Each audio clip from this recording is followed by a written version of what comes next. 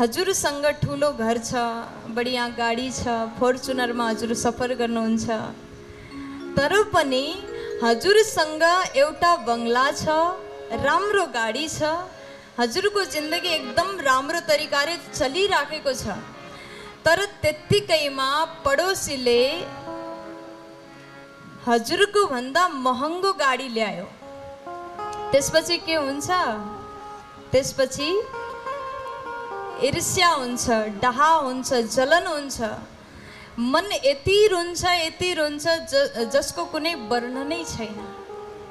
आफूसँग भएको चिजमा हामी खुस छैनौँ, अरूसँग भएको चिजलाई देखेर हामी मनमनै रुन्छौँ। हामी आफूले आफूलाई दुःख दिइरहेका छौँ।